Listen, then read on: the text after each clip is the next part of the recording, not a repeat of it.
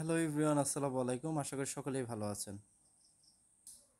আপনাদের যাদের network speed এরকম একদম লোতে চলে এসেছে, আপনারা মোবাইলের ডেটা অথবা ওয়াইফাই ব্যবহার করে খুব একটা স্পিড পাচ্ছেন না, তাদের জন্য আজকের এই ভিডিওটি। আশা করি মনোযোগ সহকারে ভিডিওটি দেখলে আপনিও আপনার নেটওয়ার্কের স্পিড বাড়িয়ে নিতে পারবেন। প্রথমে আমাদেরকে যেটি করতে হবে, আমাদের মোবাইলের সেটিংস অপশনে চলে আসতে হবে। মোবাইলের সেটিংসে আসার পরে আপনারা এইখান থেকে মোবাইল নেটওয়ার্ক সার্চ থেকে খুঁজে নিতে পারেন। এখানে লিখতে পারেন মোবাইল নেটওয়ার্ক। তা আমি মোবাইল মোবাইল লিখলে দেখতে পাচ্ছেন এই যে মোবাইল নেটওয়ার্ক কানেকশন একটা অপশন এসে পড়েছে, এটার মধ্যে আমি ক্লিক দেবো, মানে মোবাইল নেটওয়ার্কে চলে যাবো। তো মোবাইল নেটওয়ার্কে চলে আসার পরে এখান থেকে আপনারা দেখতে পাচ্ছেন,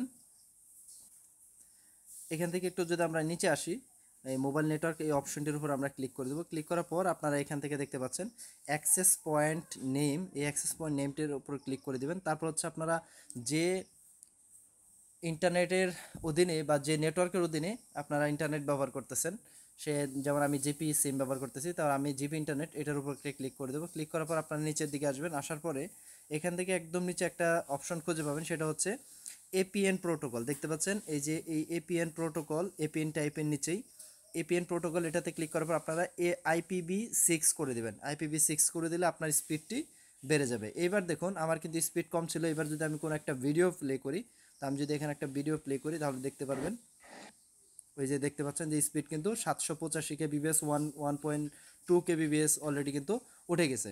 তো আমি এটুকু আপনাদেরকে বোঝানোর চেষ্টা করেছি যে আপনি যদি শুধু আইপিভি6 করে দেন তাহলে আপনার নেটওয়ার্কের স্পিডটা কিন্তু অটোমেটিক বেড়ে যাবে।